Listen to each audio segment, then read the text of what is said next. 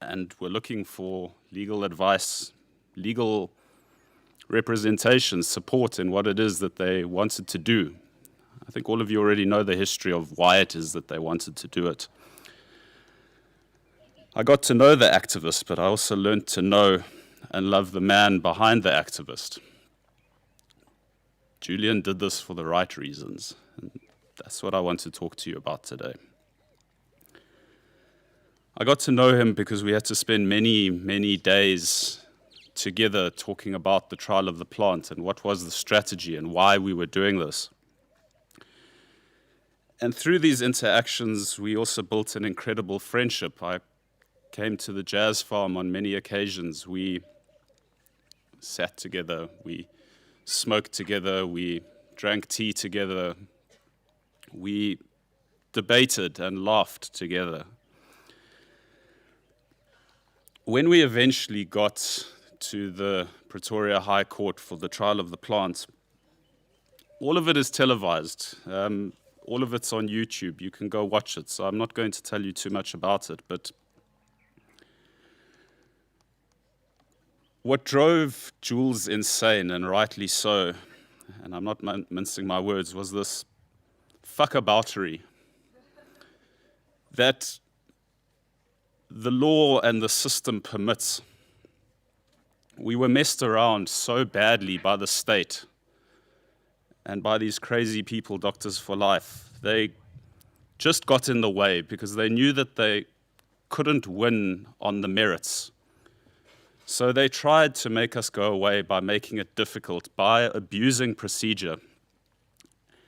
And Jules always called it for what it was. He always came to me and he said, how is it that they are allowed to do this? How is it that they're allowed to get away with this? And as a lawyer, I wanted to have answers for him. But as a friend, I couldn't give him honest answers because the honest answer that I could give him is that this shouldn't be allowed, but unfortunately, this is just how it works. And through being able to identify this, well, not only through that, but what I saw in him was that Jules had this sense of natural justice. He relied on us to translate it into legalese and something palatable for the judges, but he knew very clearly what was right and what was wrong and why it was right and why it was wrong. And he didn't need us to tell him that, he just needed us to translate it. Also because he was a hothead. If you pissed Jules off, you knew about it. So this procedure getting in the way wasn't for Jules, and it infuriated him, and rightly so. And it's one of the things that has rubbed off on me today. I remain an attorney, but Jules was one who didn't like procedure for the sake of procedure or formalism for the sake of formalism. I mean, the fact that he had to wear a jacket and tie going to court was something that did not sit well with the hippie, and I couldn't come here today in a jacket and tie, just as I couldn't mince my words today.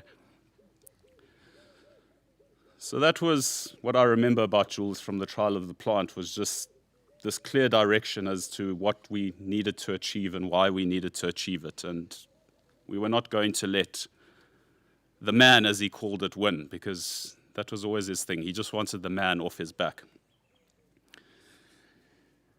There's a saying, now hopefully I can get this right, that a generalist knows more and more about less and less until eventually he knows everything about nothing. Whereas a specialist knows more and more about less and less until eventually he knows everything about nothing. I hope I got that right. Julian was a specialist in cannabis. But the strange thing about cannabis is that that doesn't mean that he knew a lot about nothing, because as is the nature of cannabis, to be a specialist in cannabis is to be a specialist in many things that are knock-ons from cannabis.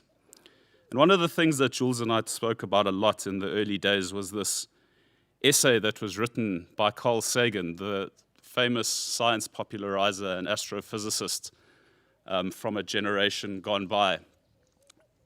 And as was the nature of the laws and wanting to maintain a certain public opinion of oneself, Carl Sagan wrote this essay under the pseudonym of Mr. X. It's a beautiful essay. If you haven't read it, please read it.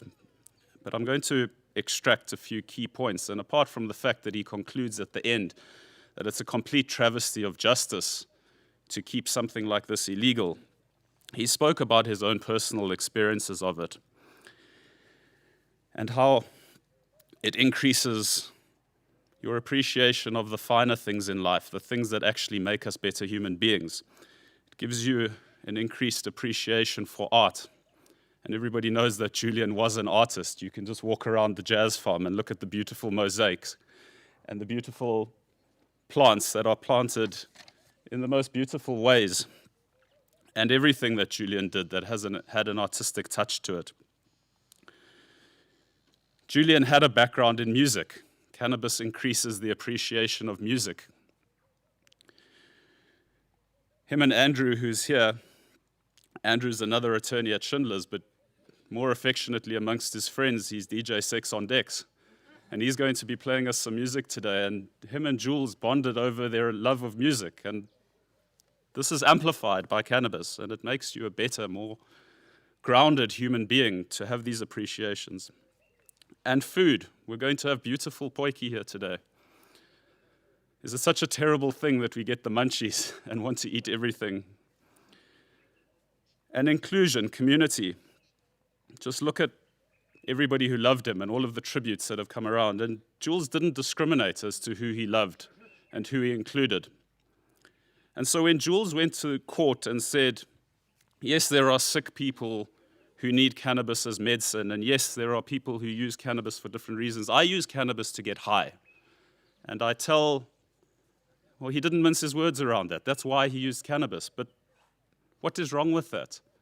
Because if making yourself high makes you a better human being because of a love of the humanities and a love of art and of other people, then surely this is something that the court ought to have listened to as to, if it makes people better human beings, why are we so afraid of it? Certainly Jules would have said that it made him a better human being, his cannabis use, and I agree with him. It did. What this all came down to, and talking about getting high, and Buzz mentioned it earlier, which was just that there had been this invasion of Jules's person, there had been an invasion of his cognitive liberty. And that's the term that we settled upon, because that's the term that's in common parlance now. And it's to say that there is nothing more sacred than one's own experience, the inside of one's mind or the inside of one's soul. There is nothing more that is your own than your own experience, and therefore there ought to be nothing that is more off limits to the state and the law. The man cannot tell you what you are allowed to do within the confines of your own mind. And that's what Jules wanted to testify towards at the trial of the plant. That was the whole point, that he was going to give evidence, was to address Judge Ranchard on cognitive liberty, his personal experience and why it was sacred. And now the court will never hear that evidence, not from Jules. But we need to make sure that in some form or another that evidence is heard in his honor.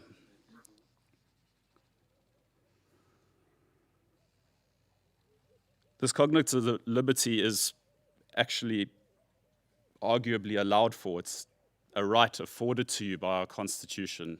Section 15 of our Constitution talks of, well, freedom of conscience and belief, an emphasis on freedom, because Section 1 of our Constitution talks about that we are a country that is based at its most fundamental on human dignity, equality, and freedom. And these are ideals which on paper we say that our country is based on, and yet these are ideals that are invaded every single day through the continued prohibition of cannabis and other associated freedoms. So we're going to do this one way or another in his honor. We've lost Jules, but we've gained so much through having known him. And what we've certainly gained in this particular fight is the sense of direction. Why we are doing it, how we are doing it. And I'm sure none of us are going to give up. So, to Jules, he's now flying in hyperspace. His experience is now unbounded. He is free. That man who irritated him so much is off his back forever. I love you, Jules, and I will miss you forever. Thank you for allowing me to share some of my experience in this dimension with you, and I really hope that this universe works in a way that one day I'll be able to, in some way or another, meet up with him again. Thank you.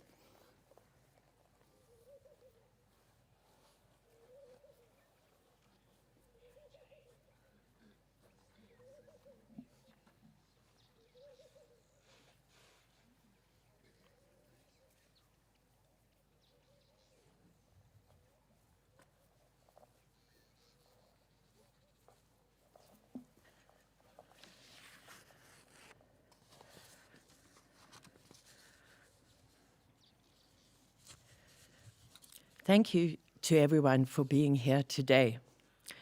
Those who are here at the Jazz Farm, my special Jazz Farm family, special Jazz Farm family. And those joining us in South Africa, the rest of our continent and around the world. If circumstances were different, I know that we would also be joined by all the communities we love, and I feel the presence of each and every one of you. The traditional healers, our gogos, our Rastafari brothers and sisters, Julian's family in the UK, Ross and Candice in Ireland, and our thousands of friends across South Africa and the world. It has been a hell of a thing to put together something to say about the man I have loved for the last 15 years. Our home here at the Jazz Farm and our Jazz Farm Social Club has been the backdrop for our crazy creative pursuits and our home as the Dagga couple and fields of green for all. At the core of everything has been our deep love for each other, our families, and our fellow activists, creatives, and crazy people getting by in a mad world.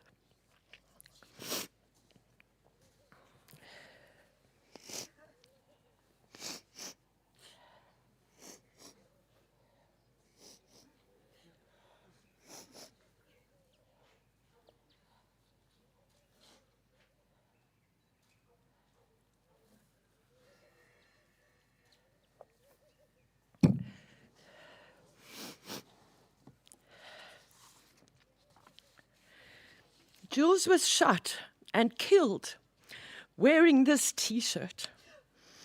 And this is the essence of Jules, the man. He was outspoken and didn't suffer fools. People have been reminding me of the things he would say. So I've decided to share 3 important messages Jules has always been at pains to get out in the world. Underlying these 3 is his message to always tell the truth, because then you don't have to remember what you said. Paul Michael has spoken about cognitive liberty and how this concept has always been central to what we do. Jules often expressed his deep anger at how those in power lock us out of our minds. Julian and I would never have been able to do what we do without the wisdom of our plants. Our beloved cannabis, indigenous healing plants, vines and leaves from distant jungles, and teacher plants and cactuses from deserts, mountains, and plains across the world. In the last 2 weeks of intense shock, I have found warmth and comfort in cannabis and drawn on the wisdom of nourishment provided by all of our years of plant teachings. I have to add that I have also drawn warmth and comfort from tobacco, because tobacco is also a sacred plant. And if you teach people how to use it, you don't have to prohibit it together with all of our other teacher plants. Julian and I created something by tapping into so many different communities who provide inspiration, expertise, and deep love. Those who make the laws know nothing of the power of the plants and the destruction that their ignorant laws cause. Our governments are locking us out of our own minds.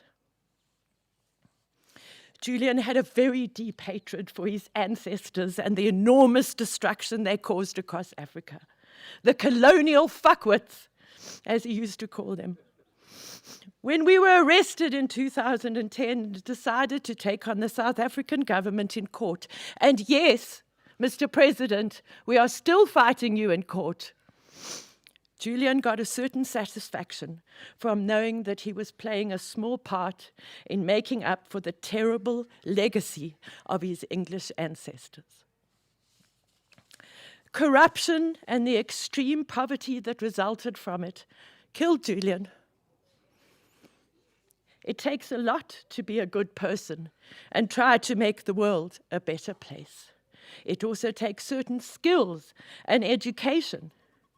When we came home from the United Nations in March, Jules was very angry. He was very upset. What you experience in those hallowed halls of power is a deep, deep divide between civil society and the delegations from the member states. Julian used to say, the difference between them and us is that all we want to do is make the world a better place, and all they want to do is control us. In the 10 years we have been activists, we have never, ever been acknowledged by government in any meaningful way. In fact, as I've said, we are still fighting in court. Why must civil society spend enormous amounts of money trying to be heard? We are the experts, and this is the space where you will find the clever, the motivated, the poor, and the persecuted. We are sick of begging you to listen. We have the answers. And I'll just repeat that. We, as civil society, have the answers. Our biggest fear is that you will capture our cannabis, invade our homes to count our plants, and continue to persecute us so that you can hold onto your power and control and buy your fancy cars with the proceeds of our pain. All Julian ever wanted to do was make the world a better place. Our mission together has never been centered around the good of the plant. It has always been about the harms of prohibition. Our fight is not over until I walk out of the Krugersdorp Magistrates Court with 1,000 rand in each hand. My bail and Julian's bail. I will not give up.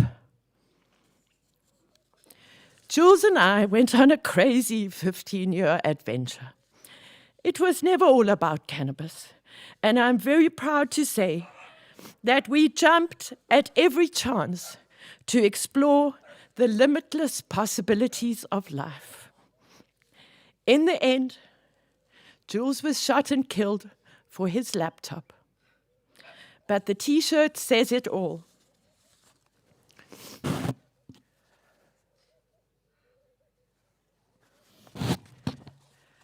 I will not give up as we love each other till the end of beginning this time. Thank you.